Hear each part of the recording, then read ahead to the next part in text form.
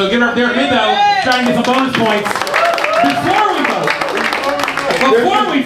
we vote. There's a bar, right? Yeah. It's a busy night, you know, it's a Wednesday, you know, it's wing night, Wednesday wings, right? Bartender, he's working hard. Into the door somehow comes a duck. No one knows how quite the duck got in, doesn't have arms, but it got in, right? It sits down on a stool. No one's really paying attention to how it got on the stool, but it did.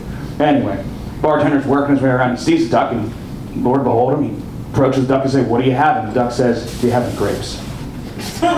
Bartender says, "No, why would we have grapes? Why the fuck would we have grapes?" Duck immediately leaves. Next day, Thursday, right? Thirsty Thursday. College kids are out there, it's even busier than before. Duck gets in, probably a hot college girl from Di Kappa Theta brought him in, who the fuck knows? Anyway, the duck's there, right? Proud between a bunch of sorority dudes and a bunch of fraternity bros, right? Bartender's working his way along, he's trying to ignore the duck. Finally, sees the duck, he's like, "What do you want, man?"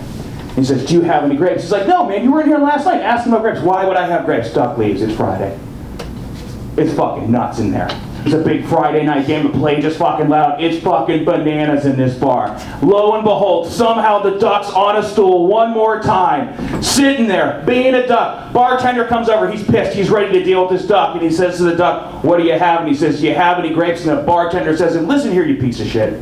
I'm a busy man. I don't know why you're doing this to me. Next time you come in here, I'm going to screw your goddamn bill to this goddamn bar. Do you understand me?"